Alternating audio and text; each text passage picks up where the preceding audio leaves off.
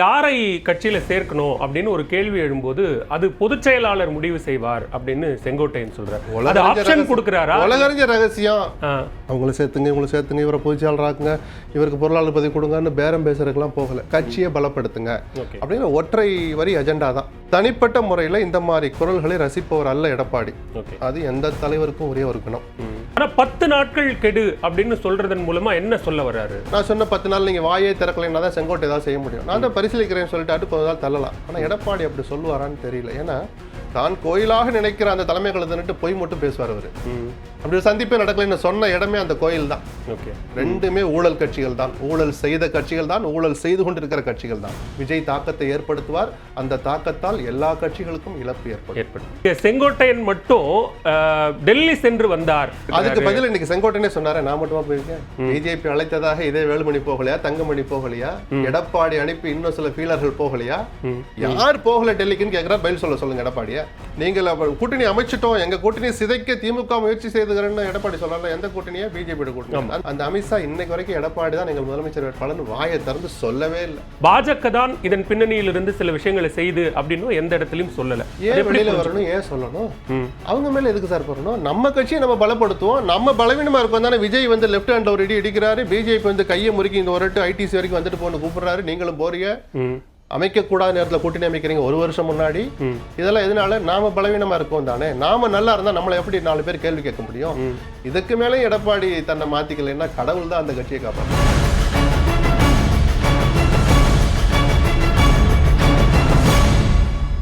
News 18 Tamil Nadu நேயர்களுக்கு வணக்கம். சிறப்பு நேர்காணலுக்கு உங்களை வரவேற்கிறோம். இந்த சிறப்பு நேர்காணலில் நம்மோடு இணைந்திருக்கிறார் மூத்த பத்திரிகையாளர் திரு SP லக்ஷ்மணன் அவர்கள். சார் வணக்கம். வணக்கம் சார். அதிமுகவிலிருந்து மூத்த தலைவர் முன்னாள் அமைச்சர் செங்கோட்டையன் மனம் திறந்து பேசியிருக்கிறார். அவருடைய இந்த செய்தியாளர் சந்திப்பு பேச்சை நம்ம உரிமை குரல் அப்படின்னு பார்க்கணுமா, கலக குரல் பார்க்கணுமா, எச்சரிக்கை குரல்னு பார்க்கணுமா? உணர்வுகளின் வெளிப்பாடுன்னு பார்க்குறேன். அந்த ஏதோ ஒரு குரலாலாம் நான் பார்க்கல. தொண்டர்களின் குரலாக ஒழித்தார்னு வேணா அதை சொல்ல மறந்துட்டீங்க. பல பேருடைய எண்ணமும் அதுவாக தான் இருக்குது. பல லட்சம் பேருடைய எண்ணம். எடப்பாடிக்கு அடுத்த நிலை இருக்கிற 2ஆம் கட்ட தலைவர்கள் பலருடைய எண்ணமும் கூட அதுதான். தனித்து யார் ஒருவரும் போய் சொல்ல ஒரு சின்ன தயக்கம், பயம் இருந்தது. நாடாளுமன்ற தேர்தலில் அதிமுகவினுடைய வரலாற்றிலேயே இல்லாத அளவுக்கு ஒரு படுதோல்வி. 40க்கு 40 புதிதல்ல. ஜெயலலிதாவே அந்த தோல்வியான சுவைத்தவர் தான். ஆனால் 7 தொகுதிகளில் டெபாசிட் போகிற அளவுக்கு இல்லை. ஒரு தொகுதியில் கூட டெபாசிட் போனதா என் நாலேஜுக்கு இல்லை அதிமுக நாடாளுமன்ற தேர்தலில். அந்தளவுக்கு 7 தொகுதிகளில் போகிற அளவுக்கு ஒரு படுதோல்வியை சந்தித்த பிறகு தனிச்சு போய் சொன்னால் கூட தலைவர் ஏதாவது கோச்சிக்கு வரோன்னு சொல்லி தான் ஒரு 6 பேர் சேர்ந்து போய் சந்திச்சாங்க. போயிட்டு என்ன பண்ணால், இந்த தோல்விக்கு பொறுப்பேற்று நீங்கள் அந்த பொதுச்செயலாளர் பதிலேருந்து விலகிடுங்கன்னு போய் கேட்கல. ஆனால் கட்சி நம்ம எதிர்பாராமல் பிஜேபி அணியை விட்டு வெளியில் வந்தோம், ஒரு பலமான அணி அமைப்போம்னு நினச்சோம், அமைய முடியல. இவ்வளோ பெரிய தோல்வி வந்துடுச்சு. சவுத்துலேயும் டெல்டாலையும் கட்சி கிட்டத்தட்ட காணா போன மாதிரியான ஒரு படுதோல்வி இது. நம்ம உங்களை அடுத்த தடவை முதலமைச்சர் ஆக்கலான்னு நம்ம பேசிகிட்டு இருக்கிறோம். அது நடக்கணும்னா கட்சி ஒன்றுபடணும், நம்ம கட்சியை பலப்படுத்தணும்னு சொல்கிறாங்க. அதற்கப்புறம் அந்த சந்திப்பில் வார்த்தைக்கு வார்த்தை என்ன நடந்ததுன்னு எனக்கு தெரியும். பட் சொல்கிறது நாகரிகமாக இருக்காது. ஆக மொத்தம் கலைப்பரமெல்லாம் நடக்கலை. நீங்கள் மீண்டும் முதலமைச்சராக இதெல்லாம் செய்யுங்கன்னு போய் சொல்கிறாங்க. அவங்கள சேர்த்துங்க, இவங்களை சேர்த்துங்க, இவரை பொதுச் செயலாளராக்குங்க, இவருக்கு பொருளாளர் பதவி கொடுங்கன்னு பேரம் பேசுறதுக்கெல்லாம் போகலை. கட்சியை பலப்படுத்துங்க அப்படிங்கிற ஒற்றை வரி அஜெண்டா தான். அதில் முன்ன பின்ன ஒருத்தர் ஒரு மாதிரி பேச சில வாக்குவாதங்கள்லாம் நடந்தது. அதை வெளியில் வந்தபோது ஆரம்பத்தில் யாரும் அந்த 6 பேருக்குமே ஒரு தயக்கம் இருந்தது. நாங்கள் போய் பார்த்துட்டு வந்தோம்னு சொல்கிறது கூட ஒரு தயக்கம் இருந்தது. ஏன்னா தனிப்பட்ட முறையில் இந்த மாதிரி குரல்களை ரசிப்பவர் அல்ல எடப்பாடி. அது எந்த தலைவருக்கும் ஒரே இருக்கணும். நீங்கள் தலைவர்கள் விரும்பாத விஷயத்தை போய் போய் சொல்ல முடியாது. இல்லைங்க மூடு சரியில்லைம்பாங்க. தலைவருக்கு மூடு எப்பயுமே அப்படி தான் இருக்கும். தான் ரசிக்காத விஷயத்தை ஒருவர் சொன்னாலும் ஏற்பதில்லை, மனம் ஏற்காது. எடப்பாடியும் அதற்கு விதிவிலக்கல்ல. ஒரு 3 மாதம் போகுது, 4 மாதம் போகுது. தலைமை கழகத்தில் வச்சு செய்தியாளர்கள் கேட்குறாங்க, என்ன சார் இப்படி பார்த்தேன், என்ன திருப்பி நீங்கள் இப்படி பேசுகிறீங்க, அப்படி ஒரு சந்திப்பே நடக்கலைங்கிறார். ஒரு தலைவர் செய்கிற காரியம் அது அல்ல. அப்படி நடக்கலைன்னு சொல்கிற போது அந்த யார் தன்னை 6 பேர் சந்தித்தார்களோ அந்த 6 பேரில் ஒருவரான வேலுமணி பக்கத்துலேயே நிற்கிறார். எடப்பாடியின் மீதுள்ள மரியாதையின் காரணமாக, மரியாதை கலந்த பயத்தின் காரணமாக அவர் மௌனமாக இருந்தார். இப்போது சந்திச்சதெல்லாம் ஒரு விஷயமா? அப்படி இல்லை. ஆமாம், கட்சி வளர்ச்சிக்காக என்னை எல்லோரும் வந்து பார்ப்பாங்க. நான் பொதுச்செயலாளராக இருக்கேன், துணை பொதுச்செயலாளர் வருவாங்க, மாவட்ட செயலர் வருவாங்க, சந்திச்சாங்க, சில கருத்துக்களை சொன்னாங்க, முடிஞ்சு போச்சா? ஸோ அந்த மூடை அந்த 6 பேருமே புரிஞ்சுக்கிட்டாங்க. ஒரு சந்திப்பு நடந்ததையே மறுக்கிறாருன்னா அப்போ சந்திப்பில் பேசப்பட்ட விஷயத்தை ஒரு துளி கூட மதிக்கலை அப்படிங்கிற முடிவுக்கு வந்துடுறாங்க. அதில் வேலுமணி கொஞ்சம் உஷாராகி தேர்தல் நெருங்குது, நம்ம இந்த நேரத்தில் வர முறைச்சிக்கணும்ட்டு அவர் முதல்ல அவரோட வழக்கம் போல நெருக்கமாயிட்டார். சண்டை போடணும்னு நான் சொல்லலை. இந்த 6 பேரில் அவர் இன்னும் கொஞ்சம் நெருக்கமாகி எல்லா இடங்களும் கூட்டிகிட்டு போக வர ஆரம்பித்தார். செங்கோட்டையன் இன்னைக்கு பேட்டி கொடுத்துருக்கிற செங்கோட்டையன் அன்னைக்கே ஒரு முடிவுக்கு வந்தார். ஒரு சந்திப்பை ஒரு மறைக்கிறாருன்னா அது பொய்ன்னு சொல்கிறாருன்னா அப்போ இந்த ஒற்றுமைங்கிற வார்த்தையை பற்றி அவர் கவலைப்படலை போலன்னு அப்போவே முடிவுக்கு வந்தார். இடையில ஒரு சில கருத்துக்களை வெளியிட்டார். ஓபிஎஸ்ஸை பற்றி அது முடிஞ்சு போன கதை, தினகரன் அது காலம் வரும்போது பார்த்துக்கலாம் அப்படின்னு அதை பற்றி பேசுவதையே தவிர்க்கிறார், தடுத்தார். தலைமை கழகத்தில் நடந்த மாவட்ட செயலர் கூட்டமாகட்டும், செயற்குழுவாகட்டும், தலைமை கழக நிர்வாகிகள் கூட்டமாகட்டும், எதுலையுமே அதை பற்றிலாம் பேசாதீங்கப்பா அப்படின்னு ஒரு அணைப்போட தான் பார்த்தாரே தவிர பேச வச்சு தான் என்ன நினைக்கிறேன்னு சொல்லல, ஒரு டிஸ்கஷனுக்கே வரமாட்டார். அது கட்சியை கட்டுக்கோப்பா கொண்டு போறது, ஒரு ராணுவ கட்டுப்பாட்டோட எடுத்துட்டு ஜெயலலிதாவுக்கு அது இருந்தது, அதை செஞ்சு காமிச்சார்.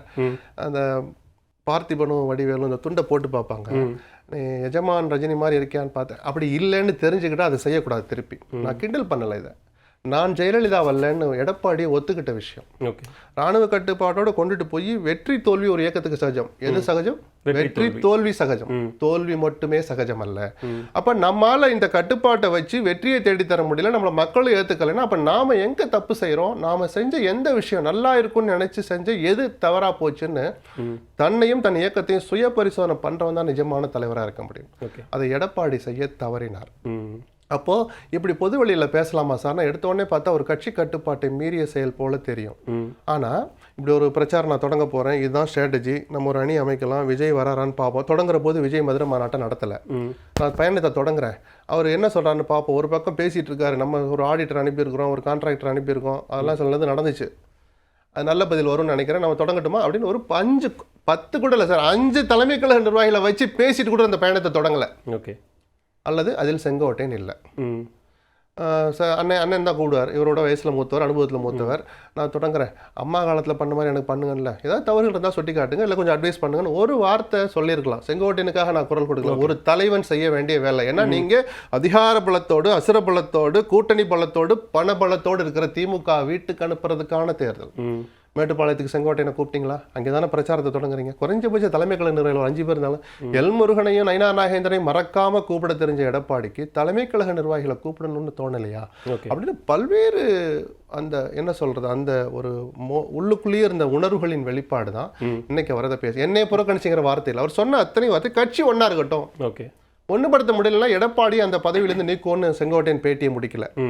அவர் செய்ய தயங்கினால், 10 நாளைக்குள்ள செய்ய மறுத்தால் நான் அந்த முயற்சி எடுப்பேங்கிறார். கட்சியை ஒற்றுமைப்படுத்துற வேலையில தான் நான் இருப்பேன்னு சொல்றாரே தவிர இந்த இயக்கத்தை 2ஆக பிளப்பேன், எனக்கு பின்னாலும் ஒரு அணி இருக்கிறது அப்படின்னு அவர் சொல்லல. இல்ல, அங்கதான் ஒரு கேள்வி எழுது. 6 பேர் சந்தித்து கிட்டத்தட்ட ஒரு 6 மாத காலம், 1 வருஷம் ஆயிடுச்சு. ஜூன் 5ஆம் தேதி கிட்டத்தட்ட அந்த ஆண்டு. இவ்வளவு தூரம் காத்திருப்புக்கு பின்னாடி இதை வெளியில பொது வெளியில கொண்டு வராரு. ஆனா 10 நாட்கள் கெடு அப்படின்னு சொல்றதன் மூலமா என்ன சொல்ல வர்றாரு? இல்ல, ஏதாவது ஒரு டயத்தை சொல்லி ஆகணும்ல சார். ஒன்னு 1 வாரம் சொல்லணும், 10 நாள், ஏதாவது ஒன்று சொல்லணும்ல. இப்போ இந்த 10 நாளில் எடப்பாடி 2 விஷயம் பண்ணலாம்.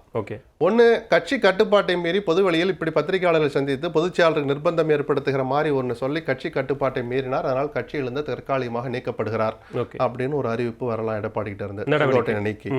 அல்லது இன்னொன்று, அவர் சொன்னதில் என்ன தப்பு இருக்கு, ஆனால் அதில் சில சிக்கல்கள் இருக்கு, எப்படிப்பட்ட ஆளை சேர்க்க சொல்றா நீங்களும் தானே பார்க்குறிய, ஒருத்தர் நான் கோயிலா நினைக்கிற அந்த தலைமை கழகத்தை ஒருத்தர் ஆட்களை வச்சு அடிச்சாரு, ஓபிஎஸ் சொல்லுவார் அவர் அடிக்கடி, அவர் எப்படி நான் கட்சியில் சேர்க்கணும் ஏதாவது ஒரு கருத்து, ஆனாலும் கூட அது பரிசீலிக்கலாம் அப்படின்னு சொன்னா கூட அந்த பிரச்சனைக்கு உயிர் இருக்கும். நான் சொன்ன 10 நாள் நீங்கள் வாயே திறக்கலைன்னா தான் செங்கோட்டை ஏதாவது செய்ய முடியும், நான் தான் பரிசீலிக்கிறேன்னு சொல்லிட்டு கொஞ்ச நாள் தள்ளலாம். ஆனால் எடப்பாடி அப்படி சொல்லுவாரான்னு தெரியல. ஏன்னா தான் கோயிலாக நினைக்கிற அந்த தலைமை கழகத்திட்டு பொய் மட்டும் பேசுவார் அவர். அப்படி சந்திப்பே நடக்கலைன்னு சொன்ன இடமே அந்த கோயில் தான். ஸோ செங்கோட்டையனும் ஒரு முடிவில் தான் இருக்கு. ஏன்னா இவர் இப்படி சேர்க்காமே போனால் இது இப்படி விடக்கூடாது, இந்த துணிச்சல் யாருக்காவது ஒருத்தருக்காவது வரணும் தான் நான் ஒரு பத்திரிகையாளராக எதிர்பார்த்தேன். பத்திரிகையாளர் தமிழ்நாட்டின் நலனுக்கு திமுகவும் அண்ணா திமுகவும் வலுவாக இருக்க வேண்டியது அவசியம், இன்னும் சில 10 ஆண்டுகளுக்காவது அப்படிங்கிற அந்த எண்ணத்தின் அடிப்படையில் அந்த கருத்தை தொடர்ந்து சொல்றேன். ரெண்டுமே ஊழல் கட்சிகள் தான், ஊழல் செய்த கட்சிகள் தான், ஊழல் செய்து கொண்டிருக்கிற கட்சிகள் தான். ஆனாலும் அந்த 2 வருடைய ஆட்சியில தான் தமிழ்நாடு எந்த விஷயத்தை எடுத்துட்டாலும் டாப் 5ல இருக்குது, நல்ல விஷயங்கள்லையும் சேர்த்து. அதனால அந்த இயக்கங்கள் தேவைங்கிற அடிப்படையில் பலமான அதிமுக இருக்கணுங்கிறத வலியுறுத்தி அந்த கருத்தை சொல்றேன். ஒருத்தராவது குரல் கொடுங்க. எல்லோருமே சுயநலமா பேசிட்டு தான் நீங்க எல்லாம் சுத்தி நிக்க, எனக்கு பிறகும் 100 ஆண்டுகள் இந்த இயக்கம் இருக்கணும் ஜெயலலிதா சொன்ன போது கை தட்டிட்டு இருந்தீங்க, அப்ப சும்மா தானே அதெல்லாம்?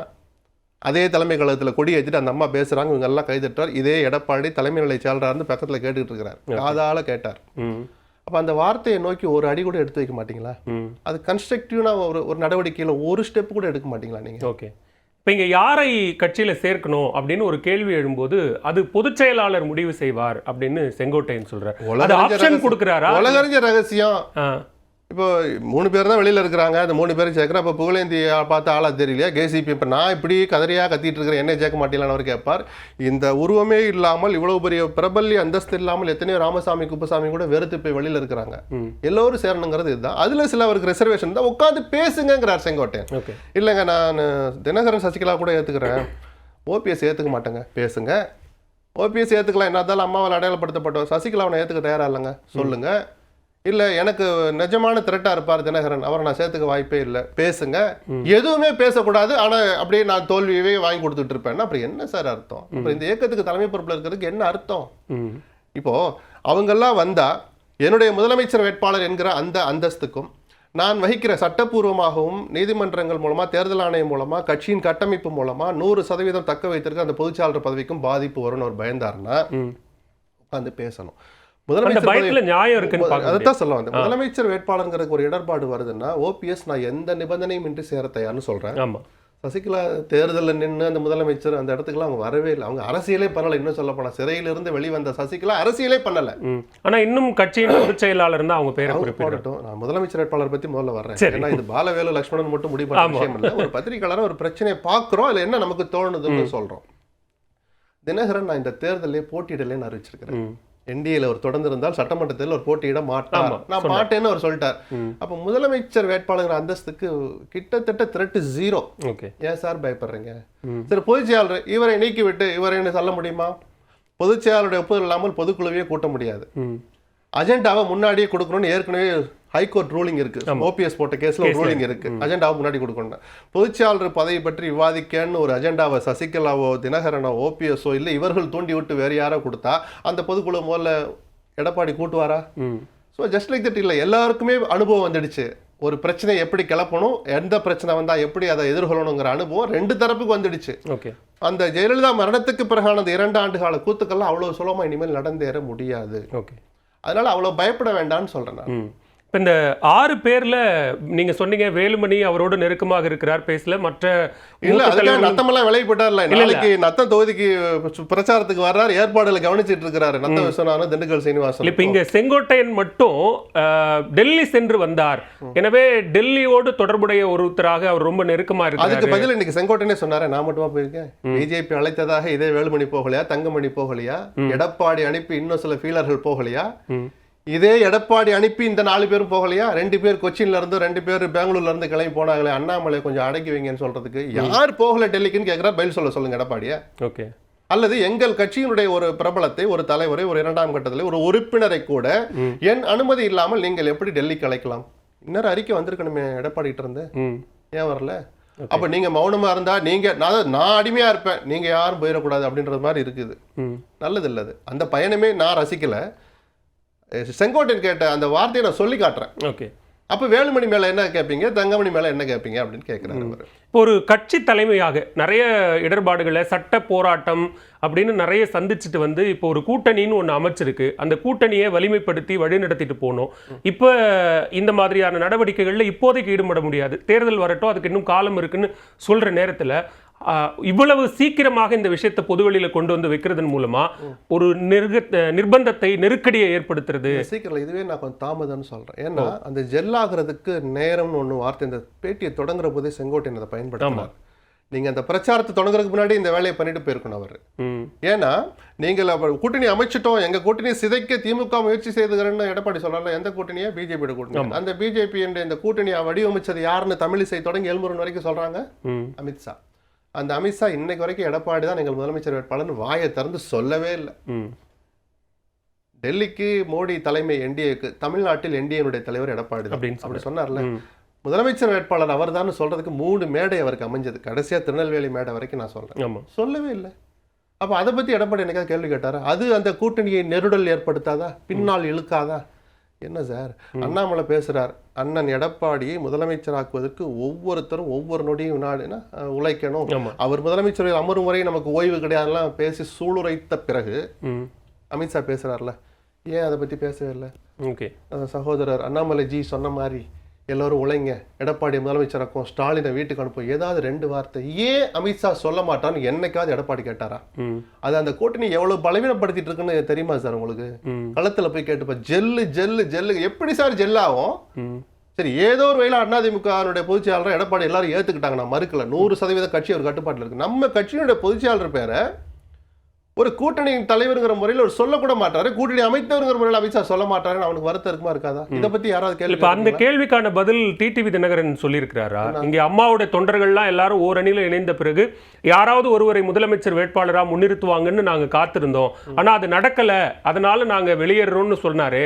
ஒருவேளை அது அதற்கான பதில் கருத்தை மட்டும் எடுத்துக்கிறீங்க. அந்த என்டிஏல எடப்பாடி வந்த பிறகு ஒரு சில வாரம் போன பிறகு அவருடைய பேட்டியில் எடுத்து பாருங்க. கிட்டத்தட்ட எடப்பாடி தான் முதலமைச்சர் வேட்பாளர்னு அவரே அறிவிச்சுக்கிட்டார். அவருக்கு அந்த உரிமை இருக்கு, நான் அதை மறுக்கவே இல்லை சார். நான் தான் முதலமைச்சர் வேட்பாளர் என்று சொல்கிற தகுதி, உரிமை, கடமை எடப்பாடிக்கு இருக்கு. என்டிஏல அதிமுக தான் பெரிய கட்சி. அதிமுக தலைமையிலான என்டிஏ தான் தமிழ்நாட்டில், பிஜேபி தலைமையிலான என்டிஏ தேசிய அளவுல. இங்கே இவர் தான் தலைவர், அவருக்கு சொல்ற உரிமை இருக்கு. அவர் என்டார்ஸ் பண்ணுனா அந்த ஜெல் ஆகுங்கிற அடிப்படையில் அமித்ஷா பேரை நான் இழுக்கிறேன். இல்லாட்டி அவர் சொல்ற வரைக்கும் ஒரு கேண்டிடேட்டே இல்லையா நான் சந்தேகம் எழுப்பல. நீங்க அந்த கூட்டணியை பலவீனப்படுத்தாதான்னு கேட்டதுனால நான் சொல்றேன். அந்த தினகரன் சில வாரங்கள் போன பிறகு அவர் தான் எங்கள் உயரம் எங்களுக்கு தெரியும், அவர் முதலமைச்சர் பத்தி எங்களுக்கு கவலை இல்லைன்னு சொன்னார். அதை யாராவது மதிச்சிங்களா? கரடியா கத்துனாரு, நான் என்டிஏல இருக்கிறேன். எடப்பாடி வர்றதுக்கு முன்னாடி சொன்னாரு, அதிமுக நல்லதுக்கு சொல்றேன், என்டிஏக்கு வாங்க கூப்பிட்டவர் அவரு. இப்படியெல்லாம் சொன்ன தினகரன் நான் என்டிஏல தான் இருக்கிறேன்னு சொன்ன பிறகு 2 நிகழ்ச்சிகள் நடந்துச்சு. அந்த என்டிஏவில் ஒரு அங்கமாக இருக்கிற தமிழக முன்னேற்ற கழகம் நினைக்கிறேன் ஜான் பாண்டியனுடைய கட்சியுடைய வெள்ளி விழா சம்திங் நடக்குது திண்டுக்கல்ல. என்டிஏல அவர் இருக்கிறதுனால எல்லா தலைவர்களையும் கூப்பிடுறாங்க, தினகரனை கூப்பிடல. ஏதோ கம்யூனிகேஷன் கேப் அது இதுன்னு பிஜேபியிலேருந்து சிலர் சமாதானப்படுத்தினதான் எனக்கு தகவல். அவரும் ஜென்டில்மேன் தனமாக விட்டுட்டார், சரி பரவாயில்ல ஒரு நிகழ்ச்சி அப்படின்னு. ஆனால் வாசன் ஒவ்வொரு ஆண்டும் மூப்பனாருடைய நினைவு தன் தந்தை நினைவு நாளை அவர் அனுசரிக்கிறார். இந்த ஆண்டு தேர்தலை மனதில் வைத்து அது ஒரு தேர்தல் காட்சியாகவே மாற்றினார். அது ஒன்றும் ஆச்சரியம் இல்லை. அப்போ எல்லோரையும் கூப்பிட்றாரு, என்டிஏக்கு வரணும் அவங்க அப்படின்னு ஆசைப்படுற பிரேமலதாவுக்கும் ஃபோன் பண்ணி கூப்பிட்றாரு, தினகரனை கூப்பிடல. ஓகே, ஜான் பாண்டியனும் வாசனும் தாங்களாக முடிவெடுப்பவர்கள் அல்ல. குறைஞ்சபட்சம் பிஜேபியோட ஆலோசனை பண்ணியிருப்பாங்க, எடப்பாடிக்கிட்டையும் கேட்டிருப்பாங்க. ஏன்னா கூட்டணியோட தலைவரில் அவர் இவர் வேணான்னு சொல்லியிருந்தா நான் ஆச்சரியப்பட மாட்டேன் எடப்பாடி. ஆனால் பிஜேபி என்ன செஞ்சுருக்கணும், கூப்பிட சொல்லி அவரை கூப்பிடுங்கன்னு சொல்லியிருக்கணும். நான் செக் பண்ணிவிட்டேன், அவருக்கு ஃபோனே வரல.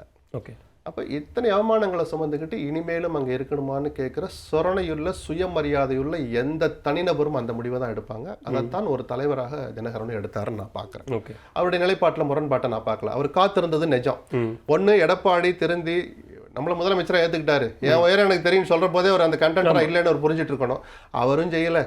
அவரை செய்ய வைப்பார்கள் இவர் நம்பினார். எப்படி தினகரனுக்கு பொதுச்செயலாளராங்க அந்த முயற்சியில் கட்சியை ஒற்றுமைப்படுத்துற வேலையை பிஜேபி செய்யும் நான் எதிர்பார்த்தேன். திருத்துவார்கள் அப்படின்னு சொல்லல, அதை திருந்தாதவர்களை திருத்துவார்கள். நீ திருந்தல நான் திருத்துறேன்னு பிஜேபியாவது செய்யும்னு பார்த்தாங்க. இது வரைக்கும் செய்யலைன்னா காலம் கடந்துகிட்டு இருக்கு. 7ன்னு சொன்னீங்க, 2 இது லேட்டுன்னு நான் சொல்லுவேன். ஓகே, ஏன்னா இதை சரி பண்ணி அதிமுக தொண்டர்கள் மனசுல முதல்ல ஒரு உற்சாகத்தை ஏற்படுத்தினா அவன் அடுத்த கட்சியோட போய் ஜெல்லாவான். ஓகே, இப்ப அவனே சொந்த விஜய் சொன்ன வார்த்தை கரெக்ட், அவன் வேதனையில இருக்கிறான். இங்கே ஓபிஎஸ்னுடைய விலகல், டிடிவி தினகரனுடைய விலகல் என்டிஏவிலிருந்து அதனுடைய தொடர்ச்சியாக செங்கோட்டையனுடைய இந்த குரல், நீங்கள் சொன்ன மாதிரி அது தொண்டர்களின் குரல், இது தொடர்ச்சி அப்படின்னு பார்க்கணுமா இல்லை தனித்தனியாக பார்க்க வேண்டிய தேவை இருக்கா? தனித்தனியாக நடந்தால் அடுத்தடுத்த நிகழ்வுன்னு பார்க்கலாம். இன்னும் கூட தேர்தலை நோக்கி எல்லாமே நடக்கும் சார். ஏன்னா பொறுத்து பார்த்து சில பேர் அதை பார்க்க. இப்போ செங்கோட்டையன் இன்னைக்கு பேட்டி அளிக்கிற போது ஏன்னா ஒரு 2-3 எம்எல்ஏ கூட ஒரு பின்னாடி இல்லை அப்படின்னு நம்ம சில பேர்லாம் பேசினாங்க. எதுக்கு நிற்கணும், அது அவர் விரும்பலையே. சரி, அங்கே இருக்கிற அந்த செங்கோட்டையன் அந்த 500 பேர் தான் அந்த உணர்வு உள்ளவங்களா? இல்லையே, எத்தனை ஆயிரம் பேர் இன்னைக்கு டிவியில் பார்த்துட்டு இருப்பான் செங்கோட்டையன் என்ன சொல்லுவார்னு சொன்னதெல்லாம் நயினாரே சொன்ன மாதிரி கேள்விப்பட்டேன். செங்கோட்டையன் சொன்னது ஏற்றுக்கொள்ளக்கூடியதான்.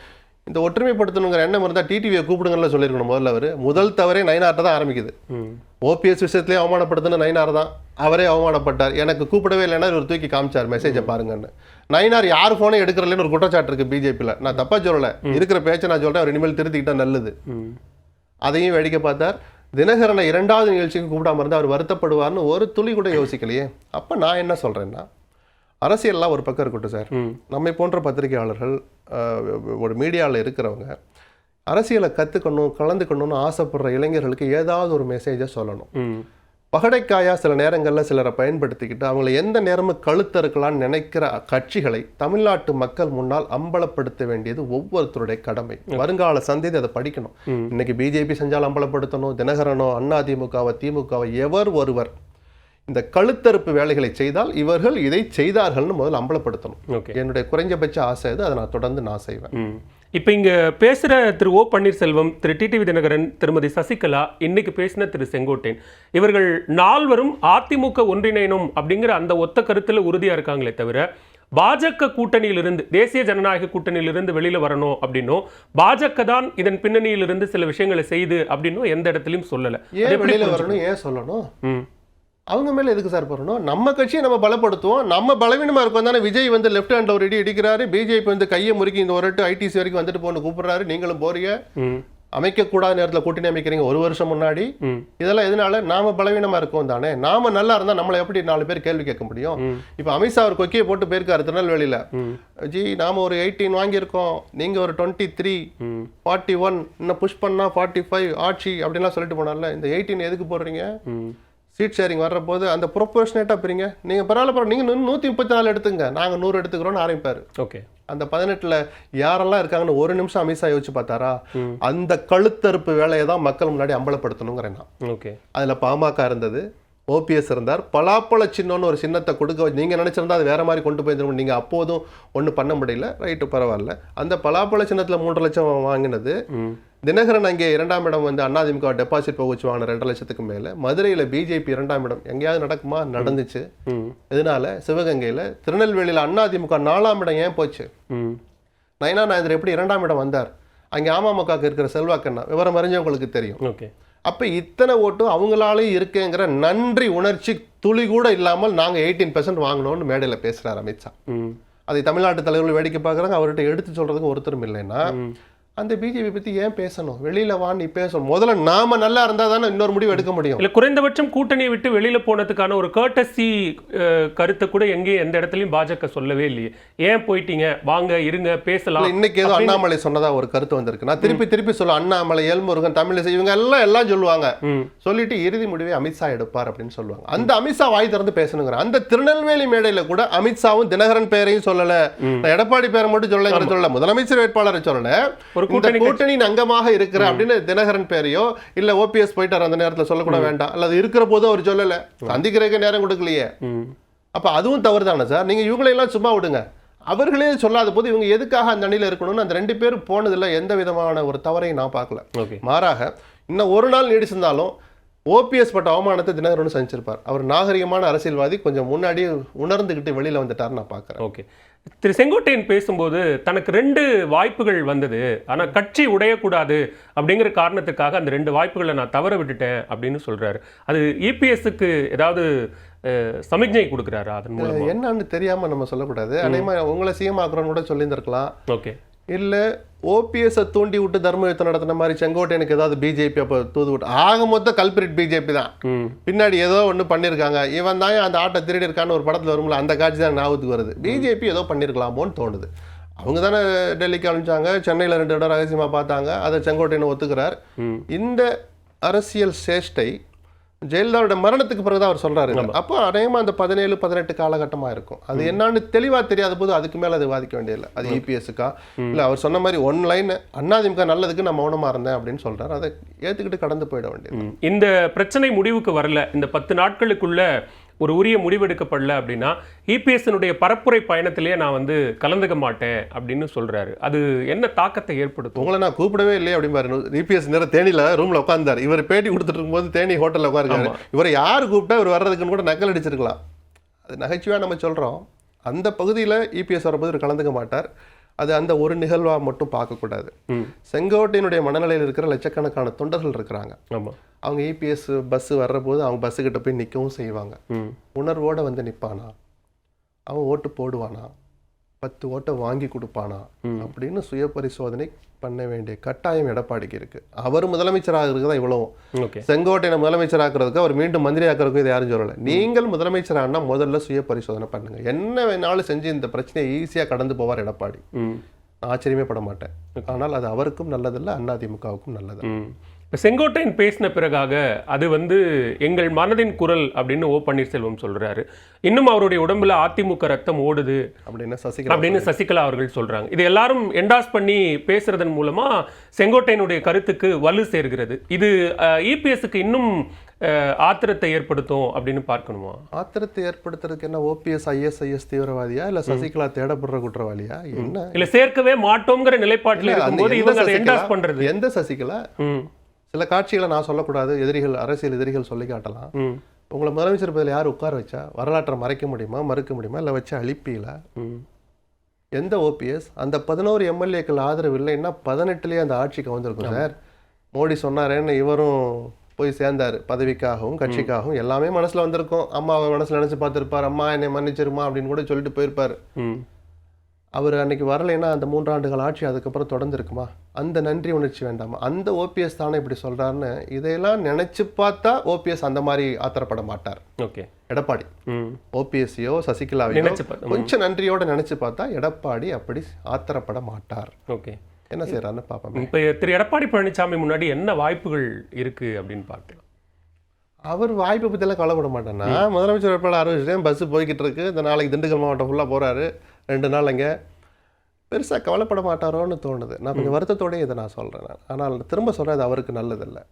இன்னொரு தோல்வியை அதிமுக தாங்காதுங்கிறது மட்டும் இல்லை, வரலாற்றில் ஒரு மிகப்பெரிய கரையோட ஒரு அரசியல் வாழ்க்கையிலேருந்து விலகுவார் எடப்பாடி.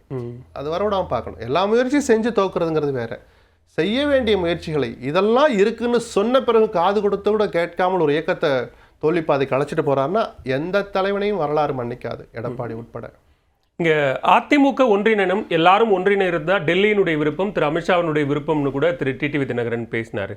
இங்க அதிமுகவில் இன்னும் சில சிக்கல்கள் இருக்கு. இரட்டை இலை சின்னம் தொடர்பான வழக்கில் இன்னும் தேர்தல் ஆணையம் தன்னுடைய விளக்கத்தை பதிவு செய்யாத ஒரு சூழல் இருக்கு. இந்த சிக்கல்களை எல்லாம் திரு எடப்பாடி பழனிசாமி எப்படி கையாள்வார்? பெரிய திரட்டு இருக்கிறதா நான் நினைக்கல. இந்த சிக்கல் வரும்னு சொல்லி தான் அவரை கூட்டணிக்கே கூப்பிட்டுருப்பாங்க. ஓகே, அந்த ஐடிசி ஹோட்டலுக்கு வர வச்சாரு, அன்னைக்கே இந்த மிரட்டல்கள்லாம் நடந்திருக்கு. ஏதோ அவருடைய பையனை பற்றி அது இதெல்லாம் சொல்கிறாங்க, ஆதாரம் இல்லாமல் நம்ம பேசக்கூடாது. ஆக மொத்தம் ஒரு அழுத்தம் கொடுக்காமல் எடப்பாடி அன்னைக்கே போயிருக்க மாட்டார். அதனால தான் 4 முறை தள்ளி வைக்கப்பட்டு 5 மணிக்கு அந்த ப்ரெஸ் மீட் நடந்தனுடைய காரணமே அதுதான். இவர் கொஞ்சம் ரிலக்டண்ட்டாக தான் இருந்திருப்பார். அவங்க சிலதை மிரட்டியிருப்பாங்க, சில பேப்பரை காமிச்சிருப்பாங்க, சில இதை போட்டு காமிச்சிருப்பாங்க. என்ன வேணாலும் நடக்கும். பிஜேபியினுடைய அரசியல் சாகசங்களை நம்ம பார்க்காததா கடந்த 5-6 ஆண்டுகளில், குறிப்பாக கடந்த 3 ஆண்டுகளில். அதனால அதில் நான் ஒன்றும் ஆச்சரியமா பார்க்கல. கடந்த காலங்களில் கூட்டணி தொடர்பாக பேசும்போதோ அல்லது அது தொடர்பான பேச்சுவார்த்தைகளின் போது வெளியிலிருந்து வந்த சில பேச்சுக்கள் அப்படிங்கிறது எடப்பாடி பழனிசாமி இல்லாத அதிமுக அப்படின்னு சில பேர் பேசினாங்க. அந்த மாதிரி ஒரு சூழலை நோக்கி அந்த கூட்டணி அமைந்த போதே அந்த இரட்டைகளை, முன்னாடி கேட்ட கேள்வியோட இரட்டைகளை சிக்கலும் சரி, இவரை தலைமை பொறுப்பிலிருந்து நகர்த்துவம் சரி. செங்கோட்டையனர் அதுக்கு தான் நான் கூட்டணிக்கு வர வைக்கிறதுக்கு முன்னாடி செங்கோட்டையன் அப்படி ஊரறிய ரகசியமா கூப்பிட்டாங்க டெல்லிக்கு. இவரும் போயிட்டு வந்தார். அப்ப எடப்பாடி ஸ்மெல் பண்ணிருப்பார், நம்மளை நவுத்திட்டு இன்னொரு ஆளை கொண்டாந்து வைக்கிறதுக்கு ஏற்பாடு பண்றாங்க. அது ஒரு மிரட்டல். இரட்டைலை வழக்கு ஒரு மிரட்டல். ஒன்ஸ் கூட்டணி அமைஞ்ச பிறகு இந்த 2 திரட்டும் வேல்யூ இருக்கிற மாதிரி எனக்கு தெரியலன்னு சொல்றேன். நீங்க சொன்னதான் நான் கேட்டேன்ல, அப்படின்னு தானே எடப்பாடி பார்ப்பாரு. அதனால அதுக்கு மேல அதுல ஆபத்து இருக்கிறதா நான் பார்க்கல. ஆனால் இந்த நிமிடம் வரை எடப்பாடி பேர் அமித்ஷா சொல்லாததை பார்த்தா பிளான் பி ஒன்று ஓடிக்கிட்டே இருக்கோ அப்படின்றது ஒன்று. ஒரு சொல்லக்கூடாத வார்த்தையை சொல்லி எடப்பாடியை விமர்சிச்சு அவரோட அணி அமைத்தால் நான் தலைவர் பதவியை ராஜினாமா பண்ணுவேன்லாம் 1.5 வருஷம் முன்னாடி சொன்ன அண்ணாமலை, அண்ணன் எடப்பாடி முதலமைச்சராக்கும் வரை ஒரு நிமிடம் கூட நம்ம ஓய்வெடுக்கக்கூடாதுன்னு சொன்னதை பார்த்தா அது ஒரு ஆபத்தான அல்லது நக்கல் கலந்த பேச்சோன்னு தோணுதா? சீரியஸாகவே என்னால் எடுத்துக்க முடியல. எல்லாரும் சொல்றாங்க அண்ணாமலையே சொல்லிவிட்டார் அப்படின்னு. அண்ணாமலை சொல்றது ஒரு சிக்னிஃபிகன்ஸ் இருக்கு, நான் மறுக்கல. திடீர்னு ஒருத்தர் அப்படி சொல்றாரு, அவர் அப்படி சொன்ன பிறகு அமித்ஷா மௌனமா இருக்காருன்னா நீ சொல்ற மாதிரி சொல்லு, நான் மௌனமாவே இருக்கேன், எடப்பாடி ஒரு வழி பண்ணுவோன்னு ஏதோ பிளான் பி வச்சிருக்காங்களோன்னு ஒரு சின்ன சந்தேகம் எனக்கு இருக்கு, பிஜேபியினுடைய சில்மிஷங்கள் நினைவுக்கு வர்றதுனால. ஓகே, இன்னும் கால அவகாசம் இருக்கு. ஒருவேளை எல்லாரையும் ஒருங்கிணைக்கிற முயற்சியை பாஜக எடுக்கிறதுக்கான வாய்ப்புகள் இருக்கா? இப்போ எது நடக்காது அல்லது நடக்கக்கூடாதுன்னு நான் ஃபீல் பண்ணுறேன்னா, நடக்க வாய்ப்பும் இல்லை. என்டிஏக்கு திரும்பி வாங்கன்னா ஓபிஎஸும் தினகரனும் ஜஸ்ட் லைக் தட் போயிட மாட்டாங்க இனிமேல். நம்பர் 1. அப்படி ஒருவேளை நாங்கள் வர்றதுன்னா அதிமுக முதல்ல ஒற்றுமைப்படுத்துங்கன்ற டிமாண்டை தான் அவங்க வைப்பாங்க. இதைத்தான் அவர்கள் பின்னால் இருக்கிற அது சில 100 பேரோ சில லட்சம் பேரோ 4 பேரோட இல்லைன்னு கூட வச்சுப்போம். ஓகே. அந்த தினகருடைய மனசாட்சின்னு ஒற்றை நபர் இருக்கார்ல, அந்த மனசாட்சி அதை தான் சொல்லுன்னு நான் பார்க்குறேன். ஓபிஎஸ்க்கும் அதை தான் கூட இருக்கிறவங்க சொல்லிட்டு இருக்கிறாங்க. இனிமேல் என்டிஏக்கு போக வேண்டாம். அப்படி ஒரு சமாதானத்துக்கு பிஎல் சந்தோஷ் வர்றாரு சார், நாளைக்கு வந்துடுறாங்கன்னு பத்திரிகைலாம் ஒரு நாள் எல்லாம் பரபரப்பாக இருந்தாங்கல்ல, ஓபிஎஸ் வந்துடுறாங்க. அன்னைக்கு அவர் சொன்ன வார்த்தை, இனிமேல் அதிமுக ஒற்றுமைப்படுத்தாதவரை பிஜேபியினுடைய பேச்சை நம்ம கேட்க வேண்டாம் அப்படின்னு சொன்னார். அதுதான் நிஜமான அதிமுக தொண்டனின் குரலாக நான் பார்க்குறேன். ஓகே. அப்படி அதை மீறி அதிமுகவுக்கு அல்லது கிட்டத்தட்ட அவரை நம்பி வந்தவர்களுக்கு துரோகம் செய்யற மாதிரி முடிவை ஓபிஎஸ் எடுக்க மாட்டார், தினகரனும் எடுக்க மாட்டார். 2 பேரும் எடுக்க கூடாதுங்கிறது என்னுடைய எண்ணம். ஓகே. இப்போ இந்த 6 தலைவர்கள்ல ஒருவர் பேசிட்டாரு, மீதி 5 பேர் கூட இருக்கிறாங்க. நல்லா இருக்கட்டும், அதை பேரை சொல்லி அவங்களை கிளப்பி விட்டு இன்னைக்கே திண்டுக்கல்ல அவங்க பேர் எல்லாத்தையும் திரு செங்கோட்டை ரகசியம் இல்லையே. அந்த பதிவு முத போட்டதே நான் தானே, 6 பேரையும் நான் போட்டேனே. ஓகே. அது ரகசியம் இல்லை. நான் திருப்பி பதிலுக்கு பதில் பேசுறேன். நான் ஒன்றும் அரசியல்வாதி கிடையாது. அவர் இது பச்சை பொய்ன்னு எடப்பாடி சொன்னபோது நான் இன்னும் 2 நாள் ஒரு ட்வீட் போட்டிருக்க முடியும். நான் போடல. நான் அப்படி தலைவர்களோட மோதிர நபர் அல்ல. ஒரு சம்பவம் நடக்குது, நல்ல விதமா போய் எடுத்து சொல்லியிருக்கிறாங்க, நல்லது நடக்கும்னு அதிமுக தொண்டன் நினைக்கிறான்னு தான் அந்த பதிவே போட்டேன். ஓகே. இல்ல இப்ப கேள்வி என்ன வருதுன்னா, அவங்க எப்படி சொல்லுவாங்க இனிமேல்? ஆமா நாங்க பார்த்தோம்னு சொல்லுவாங்களா? அமைதியா கடந்து போயிருவாங்க. இல்லாட்டி கொஞ்சம் மைக் ஆஃப் பண்ணுங்கண்ணே, ஆமாண்ணே போய் பார்த்தோம்னே. ஓகே. ஏன்னா தேர்தல் முன்னாடி இருக்கு சார், எல்லாருமே மாவட்ட செயலரா இருக்கிறாங்க, அவங்க பேச்சையும் எடப்பாடி கேட்கணும். எடப்பாடிக்கு அவருடைய தயவு தேவை. அதனால அவங்க இது பெருசா ஒன்றும் கண்டுக்க மாட்டாங்க, கடந்து போக தான் பார்ப்பாங்க. இல்ல இப்ப செங்கோட்டையனுடைய கோரிக்கைகளுக்கு செவி சாய்க்கலன்னா அதிலிருந்து இன்னும் ஒருத்தர் யாராவது ஏன் 6 பேரை மட்டும் நினைக்கணும்? அந்த 6 பேர் போயிட்டு வந்த பிறகு சில முன்னாள் அமைச்சர்கள் பேசினது என்ன தெரியுமா? அண்ணே எங்களையும் கூட்டம் தான், நாங்களும் வந்திருப்போம்லண்ணே, இங்கேயும் நிலைமை அதான்னு சொன்ன முன்னாள் அமைச்சர்கள் மாவட்ட செயலர் இன்னைக்கு இருக்கிறாங்க. ஸோ அந்த 6 பேர் தான் அந்த உணர்வுல இருக்காங்கன்னு பார்க்காதீங்க. அன்னைக்கு போனவங்க எப்பா அப்படியே சும்மா பேசினப்பா சரி வாங்கன்னு பேசிட்டு போனப்பான்னு தான் எல்லாரும் சமாதானப்படுத்தினாங்க. மதுரையில இருந்து சில மாவட்டங்களை சொன்னா தெரிஞ்சு போயிடும், வேண்டாம். பல மாவட்டங்கள்ல இருந்து அண்ணன் எங்களையும் கூட்டு போயிருக்கலாம், நாங்களும் அண்ணன் சண்டை போட வந்திருப்போமேன்னு கேட்கல, நாங்களும் அண்ணங்கிட்ட வந்து சொல்லியிருப்போமே. எடப்பாடி மேல இருக்க மரியாதையை குறைக்கல, அவர் முதலமைச்சர் வேட்பாளர் இருந்து மாத்திரணும்னு நினைக்கல. நம்மளும் சொல்லியிருந்தா அது வெற்றி ஈஸியா இருக்குமே. என்ன நிஜத்தை சொல்லுவோம் அண்ணனுக்கு, அண்ணன் எது தனியா சொன்னா கேட்க மாட்டாரு அப்படின்னு தான் சார் எல்லாருமே பேசுறாங்க. இதுக்கு மேலே எடப்பாடி தன்னை மாத்திக்கலைன்னா கடவுள் தான் அந்த கட்சியை காப்பாற்றணும். இங்க அவரை முன்னிறுத்தித்தான் யாரும் நீங்க சொன்ன மாதிரி பொதுச் செயலாளரை மாத்தணும் இல்ல முதலமைச்சர் வேட்பாளரை மாத்தணும்னு யாரும் சொல்லல. இது வரைக்கும் பேசிய கட்சிக்கு வெளியிலேயோ உள்ளேயோ யாரும் அப்படி சொல்லல. ஆனா இவ்வளவு கோரிக்கைகள் இருந்தும் அவருடைய தலைமையை ஏற்றுக்கொள்ள தயாராக இருந்தும் அவர் எது தடுக்குது? எடப்பாடி பழனிசாமி அந்த சுய பாதுகாப்பின்மை, இன்செக்யூரிட்டியை ஃபீல் பண்றான்னு நினைக்கிறேன். அப்பதான் அதுக்கு யாராவது 2 பேர் போய் எடுத்து சொல்லலாம். முடிஞ்ச எனக்கெல்லாம் வாய்ப்பு கொடுத்தா 4 நிமிஷம் பேசுவானே, நீ கவலைப்படாது, என்ன சட்ட ரீதியாக அவங்களை எதுவும் பண்ண முடியாது, பொதுச்செயலாளர் நீங்க தான், நீங்க டிக்ளேர் பண்ணிட்டு பாதி பிரச்சாரத்தையும் முடிச்சுட்டு 100 தொகுதி தாண்டிட்டேன்னு பேட்டி கொடுத்தார். நிஜமும் அதுதான். இனிமேல் போய் மாற்ற மாட்டாங்க. அப்போ இவங்க ஸ்ட்ராங்கா இருந்தா அமித்ஷாவே ஒரு சேஷ்ட செய்யணும்னு நினைச்சா கூட செய்ய முடியாது சார். இங்க யாராவது ஓட்டர் தானே சார் அந்த ஓட்டைக்குள்ள பூருவாங்க. அதனால உங்க கோட்டையை நீங்க பலப்படுத்துங்க நம்ம சொல்றோம். நாம நல்லா இருந்தா யார் சார் அண்ணன் தம்பி அடிச்சுட்டானா சார் அடுத்த வந்து தோண்டி விடுவான். அப்பாவுடைய மறைவுக்கு பிறகு எல்லா குடும்பத்திலும் நடக்கிறதா சார்? அப்படியே நீங்க எடுத்து பொருத்தி பாருங்க, அதே மாதிரி நடக்கும். ஓகே. அப்ப தாய் மாமா ஒருத்தர் சொல்ல, எப்பா அண்ணன் தம்பி அடிச்சுக்காதியடா, நம்ம எப்படா விழுவோம்னாங்களாம் காத்துட்டான்னு சொல்ற தாய் மாமன்களை நம்மளும் பார்த்துட்டு இருக்கோம், பெரியவர்களை பார்த்துட்டு இருக்கோம். அதே தான் சார் இங்க நடக்குது. அந்த தலைமை போன பிறகு 1000 சண்டை நடக்குது. நம்ம நல்லா இருப்போம்னு அந்த அண்ணன் தம்பிகளே ஒருத்தர் மனம் தெரிஞ்சு சொல்றார். தகராறை கிளப்பிய அண்ணனே ஒருத்தர் சொல்றார், தகராறை கிளப்பிய தம்பியை சொல்றார். சொத்த உடனே பிரின்னு சொல்லி ஒத்த கால நின்ன தம்பி அப்புறம் பிரிச்சுக்கலாம், நம்ம இப்ப பிரிக்க ஆரம்பிச்சா சண்டை வந்துடும் அப்படின்னு புரிஞ்சுக்கிட்டு வர்ற போது அந்த மூத்த அண்ணன் அல்லது அந்த நேரத்தில் அதிகாரத்தில் இருக்கிற ஒரு சகோதரர் ஏத்துக்க மறுத்தா அந்த குடும்பத்தை கடவுள் தான் காப்பாற்றணும்னு சொல்லுவேன். ஓகே. இப்போ அல்லது இந்த மறைஞ்சு மேலே போனாங்கல்ல அவங்க ஆசீர்வாதம் பண்ணியோ கண்காணிச்சோ என்ன நல்ல புத்தியை கொடுக்கணும். ஓகே. இங்க என்டிஏ கூட்டணிக்கு ஓ பன்னீர்செல்வமோ டிடிவி தினகரனோ திரும்பி போக மாட்டாங்க அப்படின்னா அவங்க தாவேக்காவை நோக்கி போறதுக்கான வாய்ப்புகள் இருக்கா? இயல்பான அணியா அது அமையும். ஓகே. கவனிக்க தகுந்ததாக அமையும்.